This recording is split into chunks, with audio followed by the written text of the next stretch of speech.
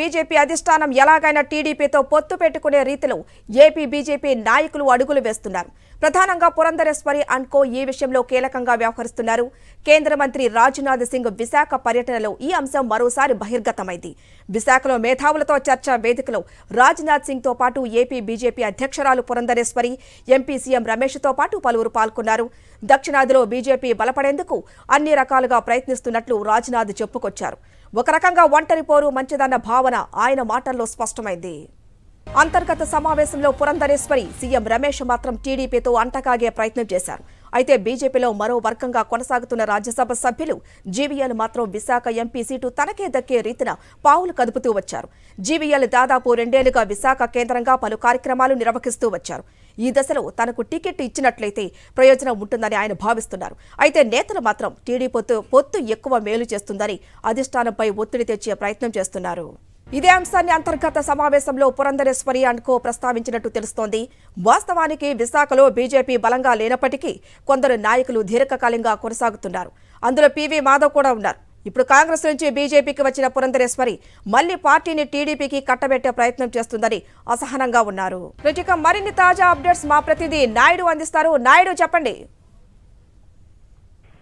హరిత, దేశవ్యాప్తంగా ఎన్నికల ప్రచారంలో భాగంగా కేంద్ర రక్షణ శాఖ మంత్రి రాజ్నాథ్ సింగ్ నిన్న విశాఖపట్నంలో పర్యటించారు. మేధావులతోనూ అలాగే వివిధ వర్గాల ప్రజలతోనూ సమావేశమయ్యారు. ఈ సందర్భంగా వివిధ రాజకీయ అంశాల మీద కూడా ఆయన ప్రస్తావించడం జరిగింది. ముఖ్యంగా పొత్తులకు సంబంధించి దక్షిణాది రాష్ట్రంలో తాము బలపడాలని చూస్తున్నామని కూడా ఆయన ప్రస్తావించడం జరిగింది. అయితే ఇంకా తెలుగుదేశం పార్టీ, జనసేన గత కొన్ని రోజులుగా బీజేపీతో పొత్తు ఉంటదంటూ కూడా వారు ప్రచారం చేస్తున్నారు. అయితే ఈ పొత్తుల మీద రాజ్నాథ్ సింగ్ ఎక్కడా కూడా ప్రస్తావించలేదు.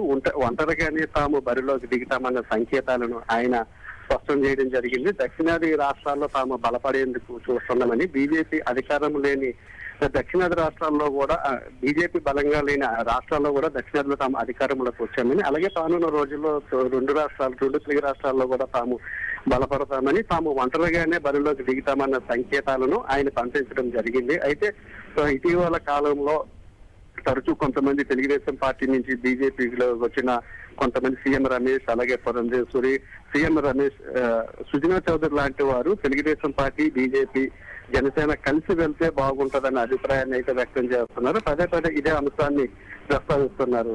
కానీ అటు బీజేపీ అధిష్టానం కానీ, లేదంటే కొంతమంది బీజేపీలో ఉన్న సీనియర్ నాయకులు కానీ తెలుగుదేశం పార్టీతో పొత్తు లేకుండా బీజేపీ ఒంటరిగానే వెళ్తే బాగుంటుందని అభిప్రాయాన్ని వ్యక్తం చేస్తున్నారు. నిన్న రాజ్నాథ్ సింగ్ విశాఖపట్నం వచ్చిన సందర్భంలోని సీఎం రమేష్, పురంధేశ్వరి కూడా రాజ్నాథ్ సింగ్ మీద ఒత్తిడి తెచ్చే ప్రయత్నం చేశారు. పొత్తు పెట్టుకుంటే బాగుంటుందని. దానికి ఎక్కడా కూడా ఆయన సమాధానం చెప్పలేదు. పొత్తు ఉంటుంది అనే స్పష్టతనైతే ఎక్కడ కూడా వారికి కూడా ఇవ్వలేదు.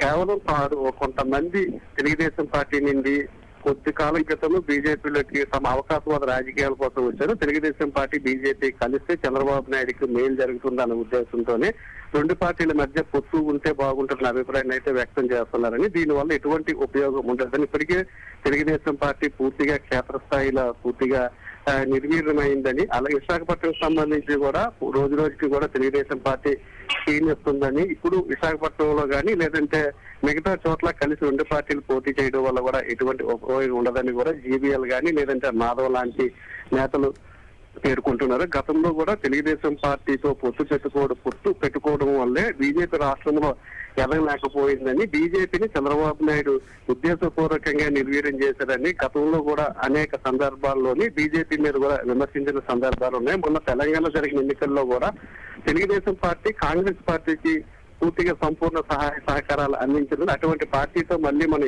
ఎలా పొత్తు పెట్టుకుంటే అటువంటి పార్టీతో పొత్తు పెట్టుకున్నప్పటికీ కూడా ప్రజల్లో తప్పుడు సంకేతాలు వెళ్తాయి.